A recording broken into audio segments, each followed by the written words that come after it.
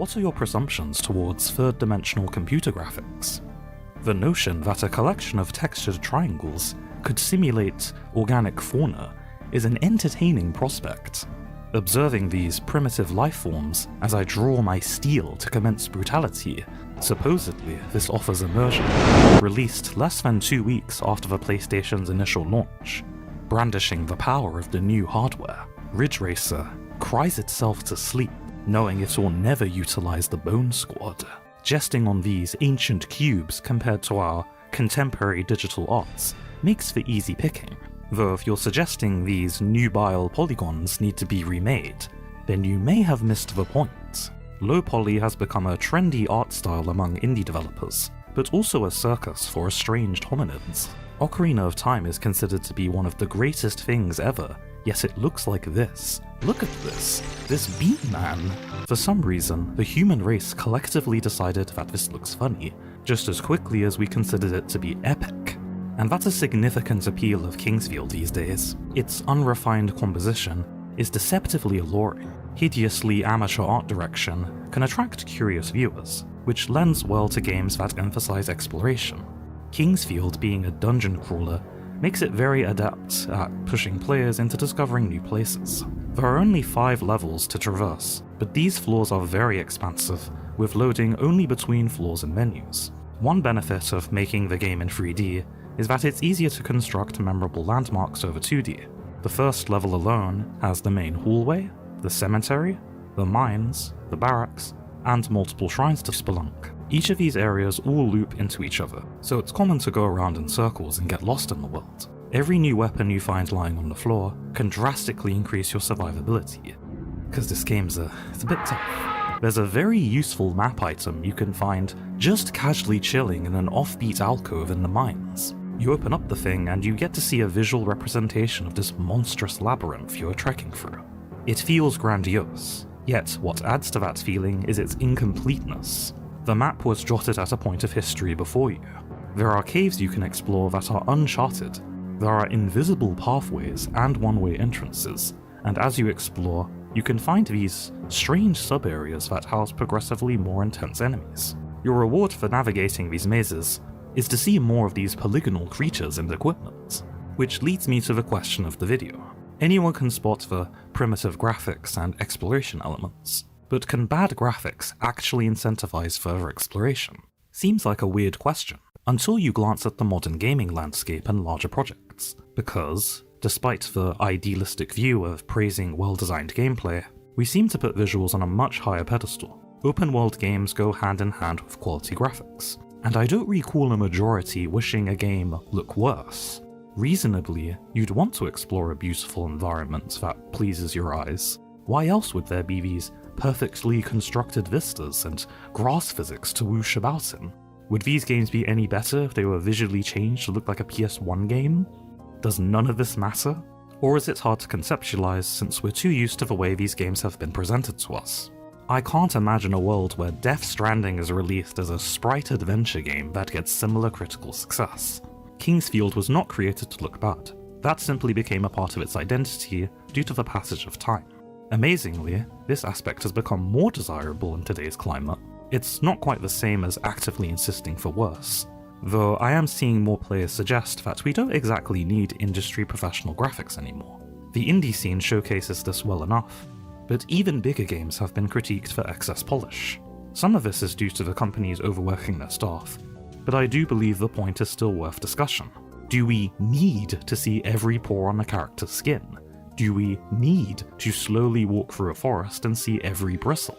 I've rarely heard anyone mention that this looks charming or memorable compared to people describing any N64 game.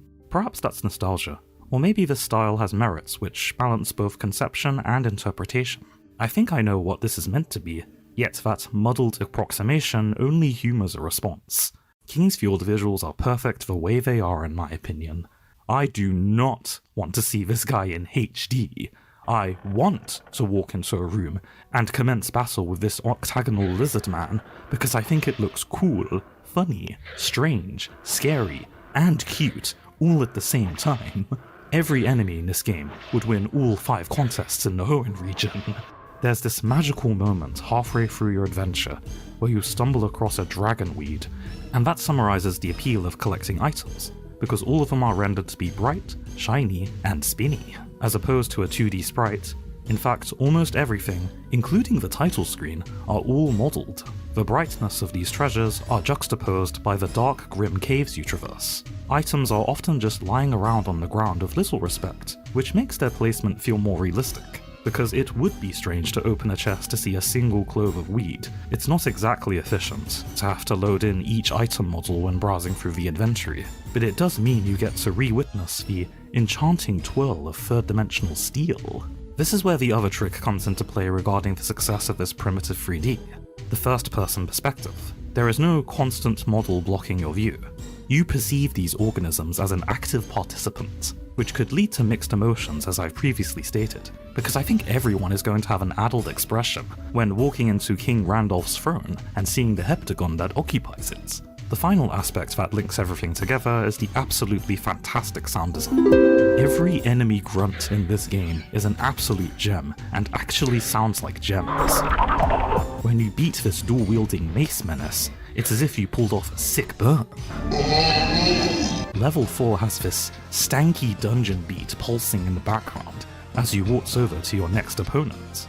This floor in particular has a very annoying maze design with multiple dead ends, which drives home the growing madness as you proceed further.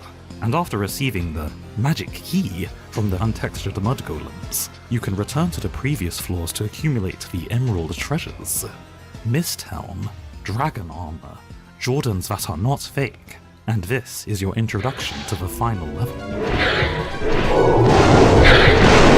It's an entire war zone here, and you're popping off all these powerful spells.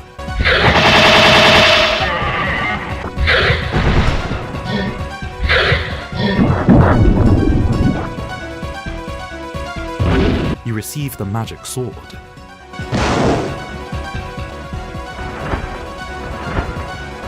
The only sword in the game with a transparency effect.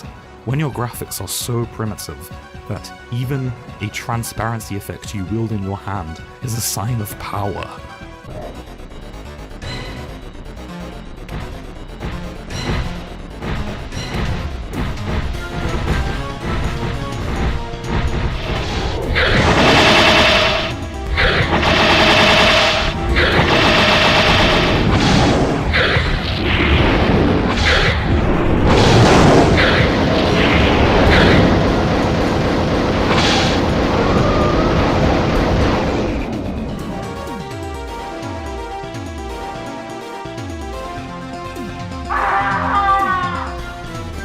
Altogether, these elements make the game feel very surreal, regardless of the passage of time.